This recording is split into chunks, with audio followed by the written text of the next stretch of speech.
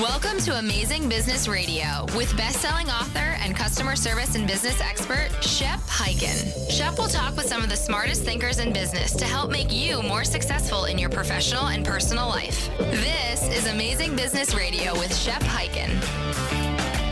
Hello, everybody. It's Shep Hyken. We are back with another episode of Amazing Business Radio. And this week, we are talking with Elisabeth Zornes, the Chief Customer Officer at Autodesk, and she's going to give us insights on what her role and responsibilities are in creating an amazing experience for her clients all over the world. Now, before we get into the interview, a big announcement. If you have a question that you would like me to answer, or if you have a story that you would like to share, reach out to me on any of the social media channels because I am pretty much everywhere. And if it is a question, please use the hashtag Ask Shep. I'll answer it here in this show, on my newsletter, the Shepherd Letter, or I will make a special video just for this. So anyway, would love to hear from you. That's the point of all of this. Let's jump into the interview with Elisabeth Zornes.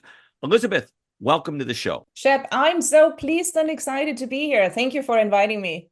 Now, I hear the accent, and when I asked you, where are we doing this interview, you said, I'm in the San Francisco Bay Area. And I said, I could tell by the accent, but actually you're from Germany. And That's so exactly you were right. born and raised there, and you came over when? Yeah, that's exactly right, Shep. I grew up and started my career in Germany, and I moved to the San Francisco Bay Area about 20 years ago.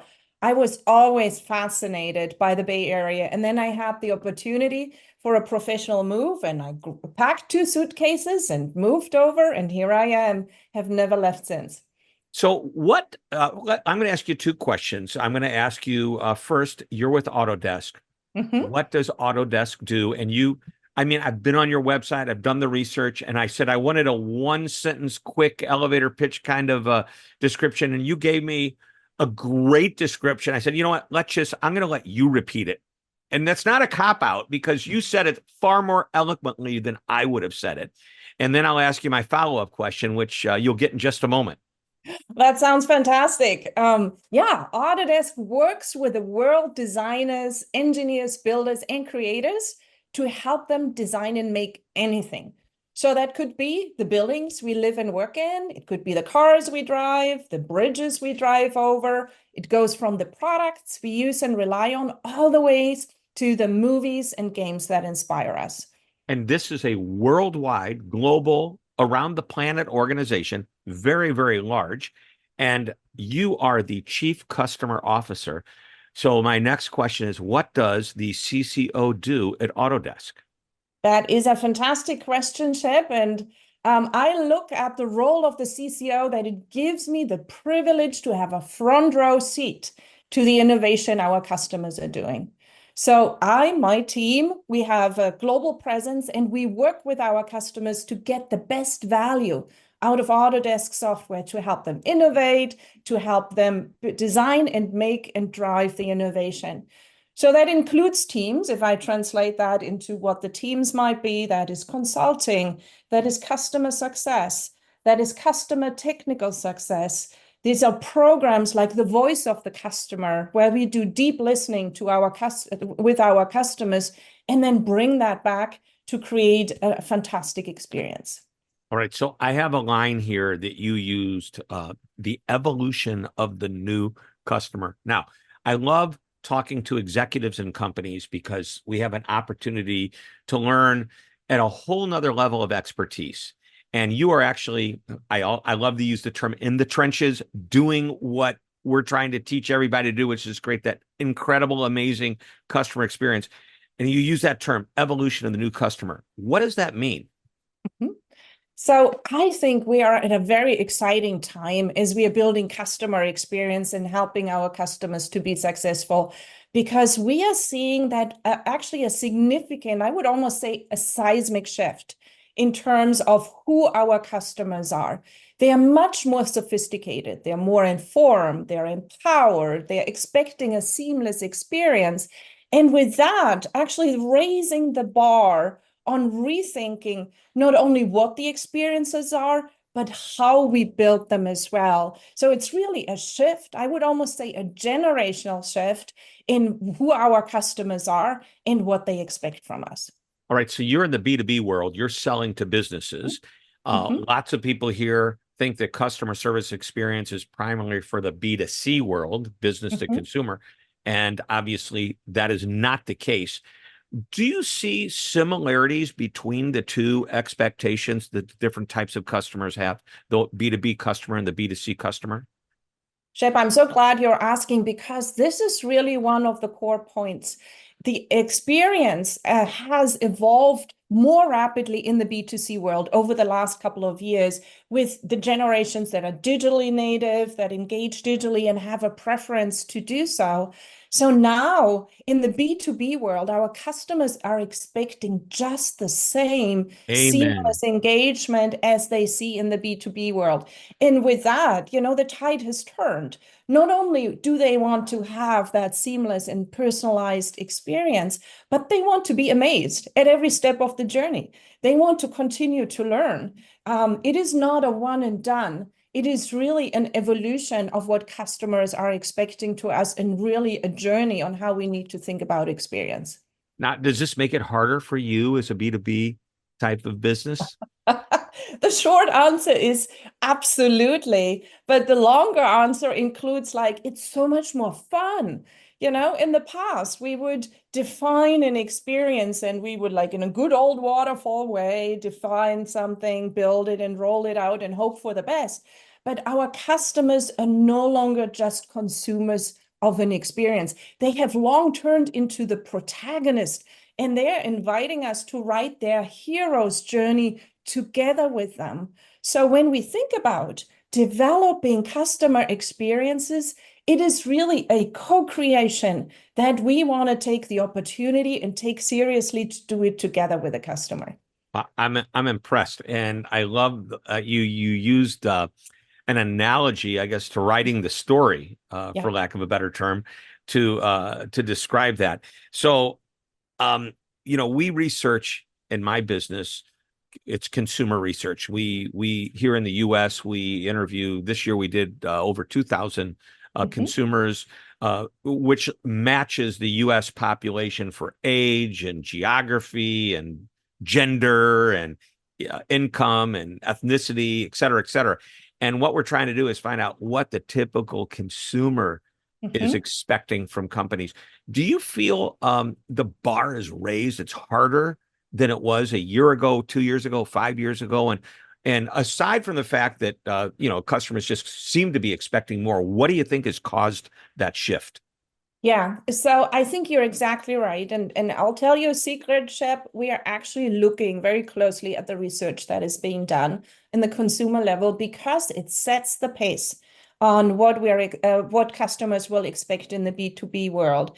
What we are seeing is not just a linear incline, it's almost like an exponential. The curve has bent. The curve has bent in terms of expectations going up, and the gap is becoming larger in terms of what customers are looking for and what we can deliver.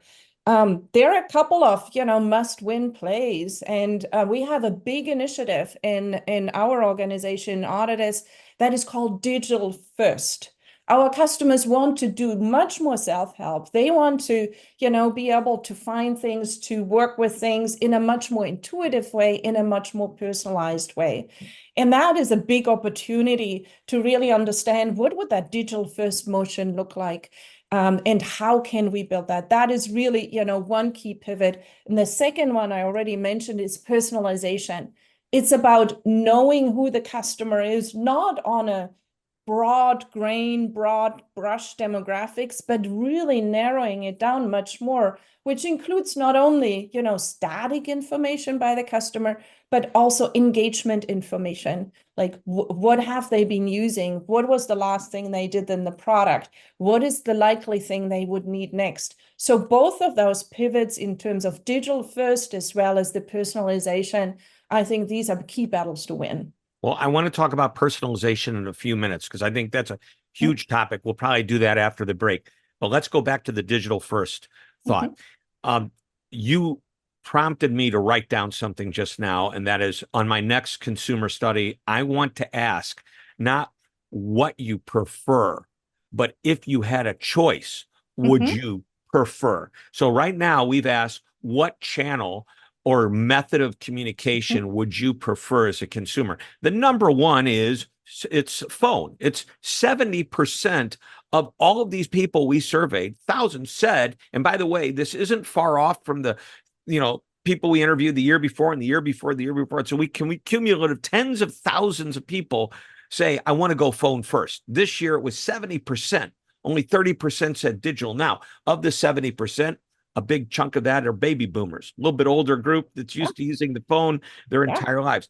That said, it intrigues me that even with the capability of self-service, the digital experience with now AI, ChatGPT, large language models, et cetera, with all those becoming better and better and far less expensive, I've seen the uptick on the use of the phone over the past few years versus choosing to go digital first. Why do you think that is? Yeah, so I would ask a question back first, Shep. When we say phone, what do we mean with it? Well, you and I have a phone. I rarely use it to talk on the phone. I use the phone as a means of communication. So my question back was, when they say phone, do they mean the voice channel?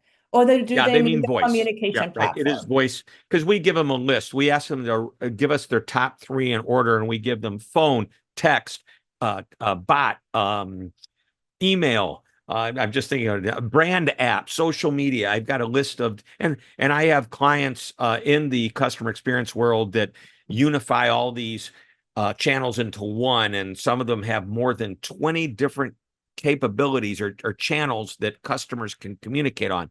And still, it seems number one is phone. I have a theory about this, and I'll share it with you, and that is that some companies get it so right, and then other companies don't.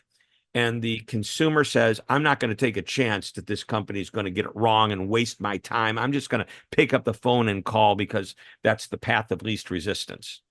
Yeah, and that's so interesting. And it might have something to do with the composition, as you mentioned earlier, of your sample size. What we are seeing in the workforce, we actually already starting to tip that balance from the baby boomer Gen X to going to millennial and Gen Z. And as you start tipping that, and as you look at the generation coming into the workforce, this is happening very fast. Then you see, there is a significant shift on their expectation, the trust and reliance and the belief that everything and anything can be done digitally, and their expectation to lean forward into that. And that's actually, we believe that is a differentiator. If you can get that right, if you can experiment jointly with your customers to build and enhance those irresistible experiences, then you actually create something very special. Because other than voice, which is transient, once you engage digitally, you can go from having a transaction to building a digital relationship. So you have data, you have a thread you can go back on. There is more you can build on. And that's the important piece in my mind, to really get to that point where you build the relationship, build the trust with the customer, and then you can write that longer story. Great insight. So this is why they call you the Chief Customer Officer of the company. This is why you've earned this title. Let's take a short break. When we come back, we're going to spend more time, and I would like to dive into that concept of personalization a little bit more. My name's Shep Hyken. We are interviewing today Elisabeth Zornes. That's Zornes, Zornes, with an S on the end, the CCO of Autodesk. Don't go away. We are coming right back. One of my favorite sayings is that customer service isn't a department, it's a philosophy. And it's a philosophy that must be embraced by everyone in the organization all the time, and that's 24/7. So if customer service is important to you, and I know it is, then you will love our virtual training, the ultimate on-demand customer service and experience training program that you can access anytime, anywhere. Now, the course content applies to everyone, regardless of position and responsibility, from senior executives to the most recently hired and everyone in between. You'll discover tips, ideas, and strategies that won't cost your company a fortune, but will produce what I call moments of magic, those positive experiences, and it will happen at every level of your organization. So go to Customer Service VT. That's V as in virtual, T as in training. That's customerservicevt.com. It's time to get customer focused. You're listening to Amazing Business Radio with best-selling author and customer service and business expert, Shep Hyken. We're back on Amazing Business Radio. We're talking with Elisabeth Zornes, the CCO, that's Chief Customer Officer at Autodesk. And we are getting an inside look on what a CCO does when they're working with an incredible brand that's known worldwide in the B2B world, and everything we're talking about applies to B2C as well. And it's really fun to do this because we don't often get to talk to people who are truly in that business to business world and learning that, hey, even in the B2B world, we need to be focused on customers as if they're consumers, because that's what they're basing their stories and expectations on. Now, Elisabeth, earlier in our discussion, you started to bring up the importance of personalization and the customer experience. Specifically, you talked about when it comes to phone, that's a one-time conversation that's very transactional. But if you go digital and create a self-service portal and a digital channel that allows you to infuse messaging, support, and much more, it becomes not so much transactional, but relational. I don't know if that's the right word that you use, but you're nodding your head yes, even though the people can't see us. She's nodding her head yes in approval. So why don't we unpack that a little bit and let's talk about personalization. Absolutely, Shep. And it is one of my favorite topics. I believe personalization is like the kryptonite to building a great customer experience, because we know that from ourselves when we engage with brands, either as a consumer or, as a business customers, when they know us, when they know what we likely want to do and want to engage with, that's the time when we feel like we are in the right place. And we probably all have some brands in our minds as consumers where we go like, yep, that is the place where I will go back, where I have that loyalty and where I continue to get value. So personalization is really critical. Now, it's easy to say and hard to do. And part of that is really of that digital thread that we need to build for and with the customer to start understanding who they are, what the likely use case of value it is that they are after, and then enrich that with information that is engagement information. What is it that they have done recently? What is it that they likely will do? And using digital technology and AI to really enrich that. Yeah. So the first thing I've got a couple of thoughts. You use the word kryptonite, and I think kryptonite is a powerful, I guess, I don't know, when you look at or you watch the TV show Superman, kryptonite is so powerful, it actually took away Superman's powers. That's how powerful it is. Okay. So this is your kryptonite to eliminate your competition. So we'll use kryptonite that way, because when I think kryptonite was what hurt Superman, is that what she's going for here? No, she's trying to hurt the competitor. So and I think the whole idea behind personalization, it's like the Cheers effect. People want to go where everybody knows your name, and name is a broad term for any part of the relationship that a customer, client, patient, member, guest, whatever you want to call them, has with the company. So now, the digital experience, as you mentioned, I think that allows for much more interaction, because if we get people to be comfortable with this digitally, we can do so much more than just answer questions and resolve problems. Yes? That's exactly right, Shep. And this is where things become really interesting, because then you can, with the technology that we have available now with AI, you can actually create insights for customers that will amaze them, where they say like, I did not know that, I didn't know I can use it this way. I didn't know I could, create those other outcomes. So you can create those amazing insights. and you can project forward as well what might be the best value for customers. And this is when you make that experience irresistible. It is no longer about a transaction to get a single question answered. It is no longer to get a complicated question answered.